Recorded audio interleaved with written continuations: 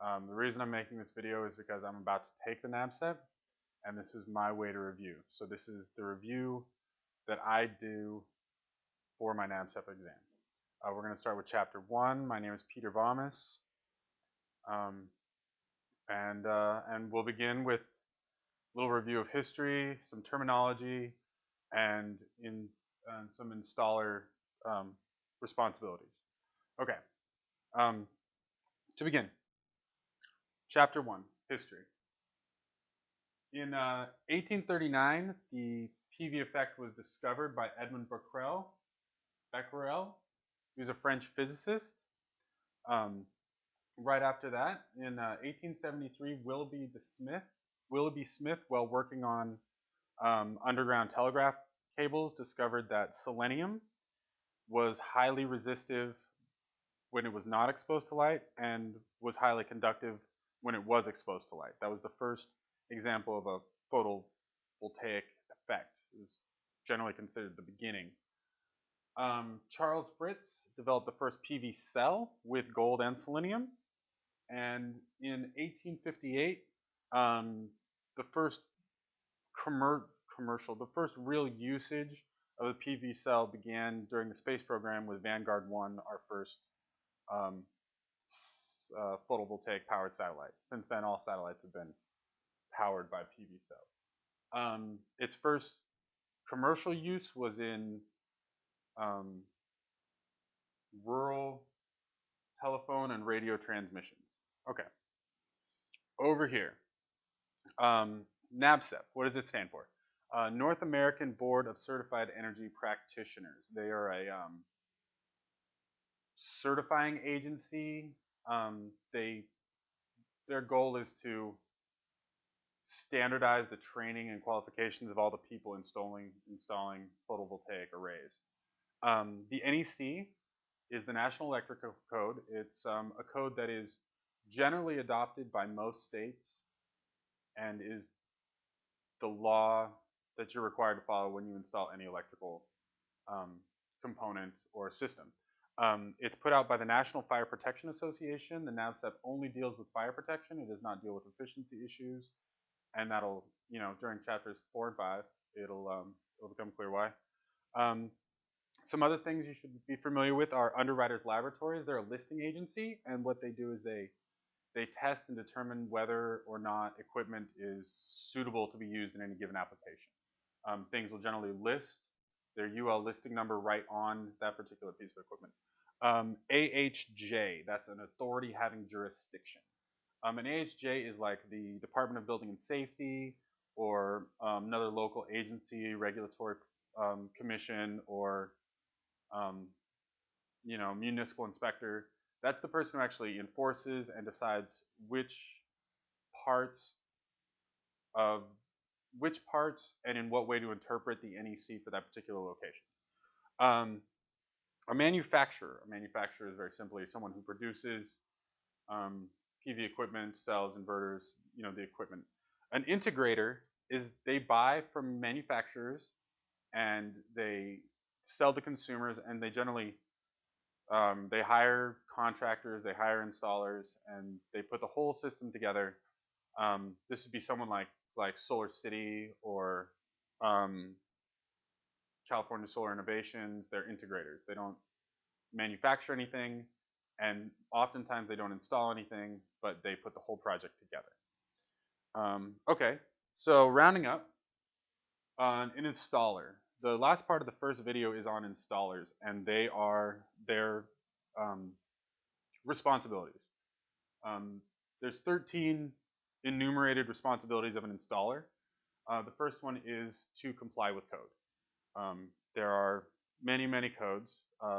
NEC 690 deals specifically with photovoltaic systems, and that's the code that the installer must comply with. Also, some states, municipalities have different interpretations or extra regulations. They are required to comply with those particular codes as well. Their second responsibility is to apply for permits. This ensures that your PV array, once it is in operation, will comply with code, and also ensures that when you go to get an agreement with your electrical company for a net metering agreement, it'll be legal and up to code. Number 3, they know their limitations. Every installer has a different set of limitations and skill sets. If you're beginning, you have a small skill set and many limitations. As you grow more advanced, you have less limitations and a greater skill set. The responsibility of the installer is not to know everything, but rather to know when their knowledge stops and when they need to get help from either a manufacturer or an integrator or another more experienced installer. Your responsibility is not to know everything, but to know where your limitations end. Number 5, recommend well-engineered components. Components, even UL-listed components differ drastically based on the way they're manufactured and what they're designed to do. Based on any given application, you have to recommend the component that'll do the job that the customer expects to be done. Ensures proper labeling. There's substantial labeling that has to be done on PV systems, and each one will be enumerated. You're right. That's why we edit. Number 6, ensures proper labeling. There's substantial labeling that has to be done in a PV system. The PV system has to be labeled, and we'll go through all the labels that need to be put on a particular system. But they're substantial and they're particular. So, and they also vary by locality, and you, as an installer, you have to make sure those go on properly. Number 7, locates and orients the array. This is their job. They locate and orient it, meaning they put it where it needs to go in the direction it needs to be pointing, at the angle it needs to be pointing. That's their job. Number 8, mounts with strong sealed attachments. This protects the roof. It protects the modules from blowing off the roof. It protects, the house. It protects the people. It protects the workers. That's their responsibility. 9, completes work in a timely manner. Meaning the job must be done timely, as in it doesn't have to be done exceptionally fast, but it has to be completed in a rational amount of time for the work to be done. That makes sense. Employs accepted methods. Okay.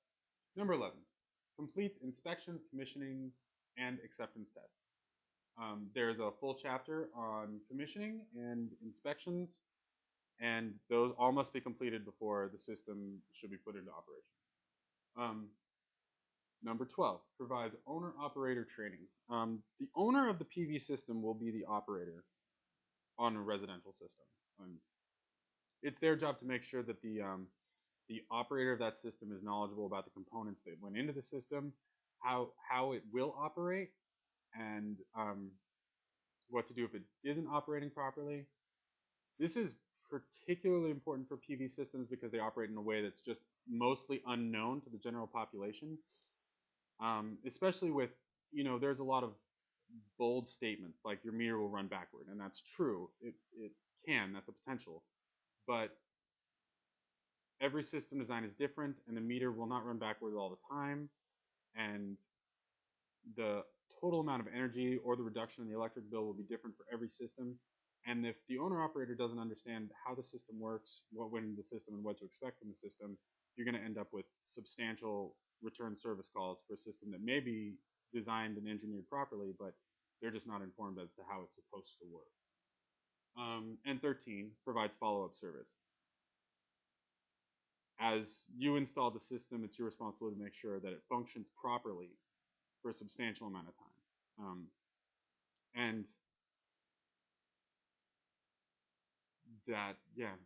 And providing a follow-up service, being available and willing to do follow-up service is part of your responsibility as an installer.